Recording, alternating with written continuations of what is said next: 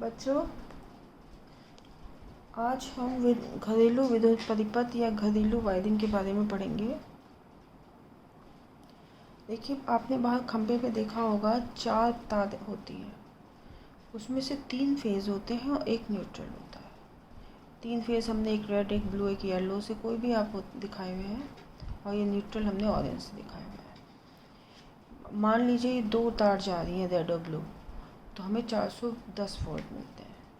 Blue और yellow जाएगी तब भी 410 वोल्ट, येलो और रेड जाएगी तब भी 410 वोल्ट। यानी कि अगर 2 फेज़ जाएंगे तो 410 वोल्ट की मिलती है।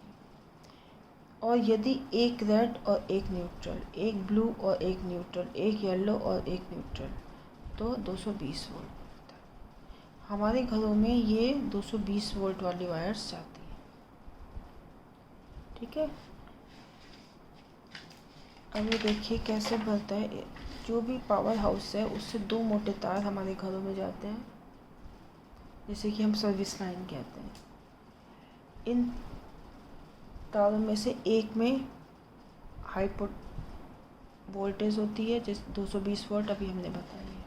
ठीक है, ये दूसरा हमारा न्यूट्रल तार होता है। अब क्या करते हैं,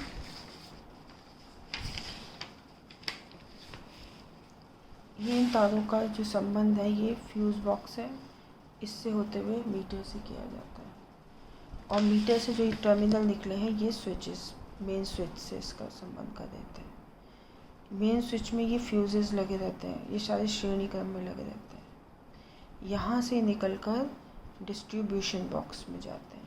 ये डिस्ट्रीब्यूशन में बॉक्स में ये 2 धातु की छड़ी लगी होती है, इसमें कई सारे कनेक्शन किए जा सकते हैं। यहाँ से इस डिस्ट्रीब्यूशन बॉक्स से एक तो निकला ये रेड वाला, हमने बताया अभी, फेज़, और दूसरा न्यूट्रल। ये घर के अलग अलग भागों में ले जाकर इनका कनेक्शन किया जाता है। कहाँ से? Distribution box. जैसे अभी एक निकाला है, यहाँ से निकल जाएगा, दूसरे में चला जाएगा, और निकल जाएगा, तीसरे में चल जाएगा। यहाँ से कई सारे जो तार हैं, कई सारी ब्रांच लाइनें जो कहेंगे हम, समांतर क्रम में और घर के अलग अलग भागों में भेजी जाती है। अब जैसे यहाँ से निकला ये रेड वाला, ये क्या है हमारा फेज़, और ऑरेंज वाला क्या है? न्यूट्रल। तो ये यहाँ पे एक कमरे में गया, और यहाँ पे हमने ये स्विच लगा दिया। ठीक है, जो भी हमें इक्विपमेंट लगाना हो, जैसे यहाँ पंखा लगाना है, तो ये फेज़ से एक गया और दूसरा न्यूट्रल से आया।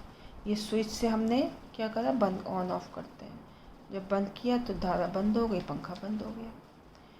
ये जैसे यहाँ लाइट है, लाइट जलानी है तो यहाँ पे स्विच लगा दिया।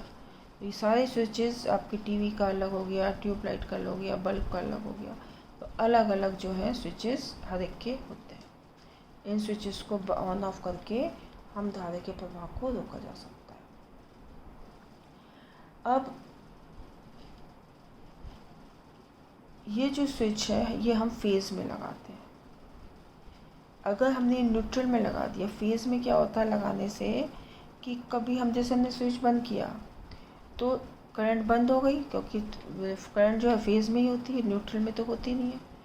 अगर हमने न्यूट्रल में लगा दिया तो धारा तो, स्विच तो, ये तो बंद हो जाएगा, आपका जो भी आपने कराया, करंट बंद हो गई। लेकिन न्यूट्रल तार में तो करंट उसमें करंट रहेगी। ठीक है ना, फेज़ में करंट रहेगी। आपने स्विच लगाया इसमें, तो आपको करंट लगने की संभावना, अगर आपका हाथ उसमें लग जाता है तो उसमें आपके करंट लग जाएगी। तो हम क्या करते हैं, स्विच को हम फेस में लगाते हैं। ठीक है, इसके अलावा आप लोगों ने देखा होगा कि कभी कभी घर में बहुत सारे उपकरण होते हैं, धातु के बने होते हैं, जिसपे कि विद्युत होती पदार्थ में चढ़ा होता है ना। तो कभी कभी क्या होता है, घर की वायरिंग के संपर्क में आके वो वायरिंग का संपर्क उस इक्विपमेंट से हो जाता है। तो क्या होता है, एक शॉक लगता है। कभी होता है ना, कोई भी आप कोई भी इक्विपमेंट यूज़ कर रहे हैं तो एकदम से आपको शॉक लगेगा, तो अंदर की वायरिंग जो है टच हो जाती है। तो उस शॉक को रोकने के लिए हम एक अर्थ वायर लगाते हैं। अर्थ वायर में क्या है, अर्थ में पिट बनाकर कॉपर वायर लगाकर डाल देते हैं उसमें। ठीक है, तो क्या होता है, इससे इस अर्थ वायर लगी और इसका संबंध हम ऐसे ले जाकर हर उससे कर देंगे, हर स्विच से।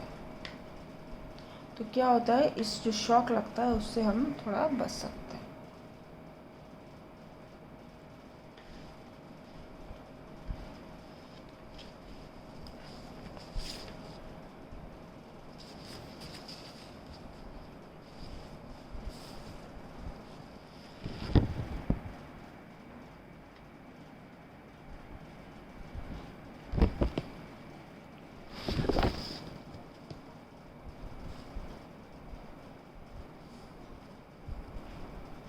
इसके अलावा क्या होता है कि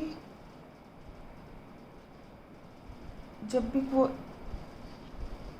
कॉपर वायर अगर नहीं लगाएंगे तो क्या होता है,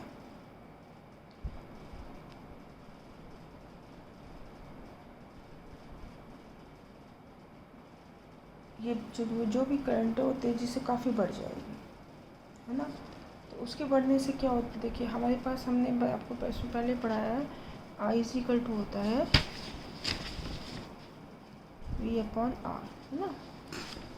तो क्या होगा, अगर यहाँ पे कोई भी R नहीं होगा तो क्या होगा, I का मान बहुत ज़्यादा बढ़ जाएगा। I का मान बढ़ने पे क्या होता है, धारा तेज़ी से प्रवाहित होगी। तो क्या होगा, यहाँ पे जो फ्यूजेस लगाते हैं वो फ्यूज़ उड़ जाते हैं। तो ये फ्यूज़ इसीलिए लगाए जाते हैं, अगर तेज़ी से कभी धारा आए तो ये फ्यूज़ वायरिंग जलने से बच जाती है। ये फ्यूज़ हम 5 एम्पीयर के लगाते हैं, अगर मोटा लगाएंगे तो क्या होगा, वो उसको सहन कर लेगा और बाकी वायरिंग जलने का खतरा रहता है। तो ये फ्यूज़ ज़्यादा मोटे नहीं लगाने चाहिए, ठीक है। ये हमारी घरेलू परिपथ या घरेलू वायरिंग, आप देख लीजिए थोड़ा सा।